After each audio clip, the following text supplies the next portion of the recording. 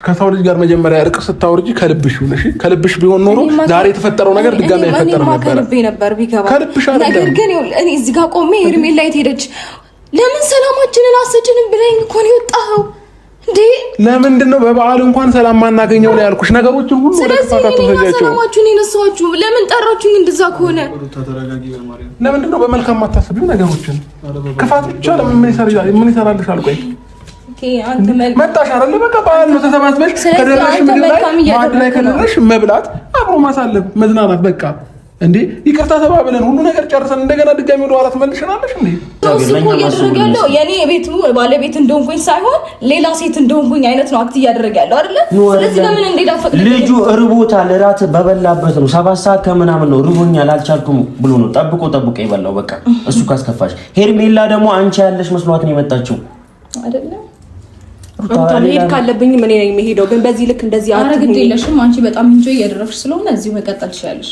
የት ነው የምትሄጂው? በዓል ነው በቃ እስኪ ሁሉ ነገር ረስተን በዓል ወደ ማሳለፍበት እሄዳለሁ። እኔ ፕሮግራም አለ ሲጀመር። ቴንክ ዩ አመሰግናለሁ። ልቀቋሪ ሰማኛለህ።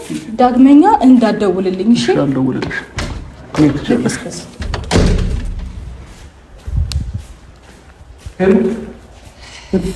ዳንሽ አንቺ ለምን ወጣሽ? ለምን ወጣሽ?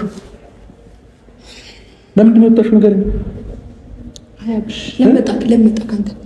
እንዴ ለምን ወጣሽ? ተጠይቅሽ ማለት ነው። ስልክ እየጠበቅኩ ነው አብርሽ። ለምን መሄድ አለብኝ? እኔ በዓልን አብረን ልናሳልፍ አይደል እንዴ ጠራሁሽ? እኔማ እንደዛ ነበር ሀሳቤ። ምን ብላሽ? ምን ተፈጥሮ ነው? አይ ልሂድ በቃ። ምን ተፈጥሮ ነው የተፈጠረው? ንገሪኝ በእግዚአብሔር። አይደለም እኔ ቤት ብቻዬን ላለማሳለፍ ነው እኮ አይደል እዚህ የመጣሁት አብርሽ። አውቃለሁ። ብቻዬን ባሳልፍ እኮ ችግር የለውም ማለት ቤት ውስጥ ብቻዬን ከመሆን ብዬ ነው እንጂ አማንም አለ እኮ። ግን እናንተ አልተረዳችሁም ነው። ሳንረዳሽ ቀርተን አይደለም። አንደኛ ሩታ ያው ታውቂያታለሽ፣ ከዛም ነው የሆነ ለነገሮች ቶሎ ትቸኩላለች እና በዛ ምክንያት ነው እንጂ በሌላ ነገር አይደለም። አይ ትረዳኛለች ብዬ ነው ያሰብኩት፣ እሷም ትኖራለች ብዬ ነው እንጂ እኔ በባዶ ቤት እመጣለሁ ብዬ አላሰብኩም። በዓል ነው ከእናንተ ጋር ምንም ነገር አስቤ አይደለም የመጣሁት እና ለምን በዚህ መልኩ እኔ ላይ እንደዚህ ልትሆን እንደቻለች አላውቅም። ለምንድን ነው ነገሮችን ሁሉ በማይሆን ነገር የምትረዳው? እኔ እሷ ስትመጣ በሰላም አብረን እንድናሳልፍ ነበር እየጠበቅኳት የነበረው። ግን ደግሞ በተቃራኒው ሆኖ እንደዛ ሆኖ ሳያት በጣም ነው የደበረኝ።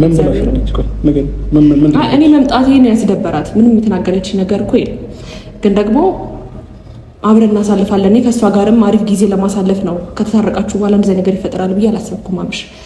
ከዛ በኋላ ነገሩ ባይከብር ይሻላል፣ ብትሄድ ይሻላል። አንተ እኔ ደግሞ እያወራን ነው ስላልሽኝ፣ ባለፈውም በቴክስት በምናምን እያወራን ነው እና ሰላም ነን ስላልሽኝ ለዛም ብዬ ነው ከኛ ጋር ሰላም ነበር። እኔም እኮ